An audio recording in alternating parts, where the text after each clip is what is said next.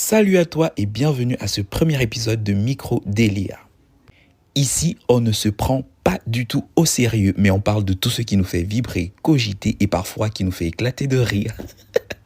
Ce podcast est un bon café entre potes, un mélange de conversation légère, mais de réflexion un peu plus profonde et d'une bonne tonne d'humour. Si t'aimes rigoler, découvrir et te dire « mais oui, c'est totalement ça », alors t'es au bon endroit. Merci d'être là pour ce début un peu chaotique. On ne va pas se mentir, j'ai galéré pour régler ce micro. Mais si je me plante, je veux dire, c'est pour mieux rigoler avec vous. Alors bienvenue dans ce premier numéro générique.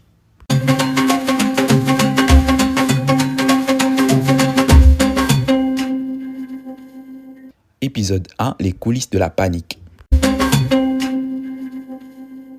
Bienvenue dans le tout premier épisode du Micro Délire. Aujourd'hui, on va parler d'un truc hyper sérieux. Moi, face à mes peurs, spoil alert, il y en a pas mal. Parce que, soyons honnêtes, lancer un podcast, c'est flippant. Et on se pose plein de questions. Et si personne écoutait, au pire, si les gens écoutaient et se disaient, c'est quoi ce délire? Je sais pas si vous comprenez ce que je veux dire. En fait, lancer un projet comme celui-là, on ne sait pas qui va nous écouter, c'est flippant. Dans cet épisode, je vous dis tout. Je vais vous parler du syndrome de l'imposteur. Il faut savoir que moi, je suis en master, je suis quasiment en fin de cycle et je n'ai pas l'impression d'être prêt pour le monde du travail. Et je pense que je ne suis pas le seul.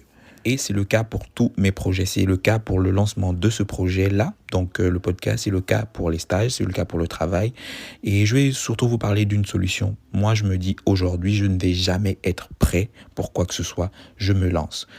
Quitte à me tromper, c'est pas grave, je corrige et ensuite j'avance. Me sentir à ma place, peut-être ça viendra après.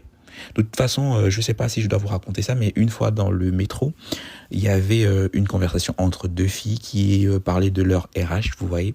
Et du coup, elles disaient en fait que leur RH était absolument incompétente et que malgré ça, elle était quand même, donc la RH, elle était quand même adorée par les chefs.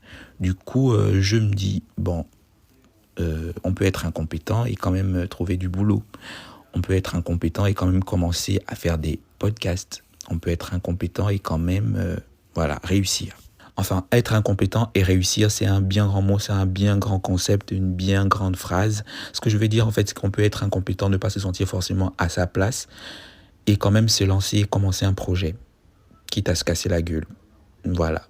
Donc, je ne vais pas être long dans ce premier podcast. C'était tout simplement pour vous annoncer le début des podcasts avec moi. À bientôt.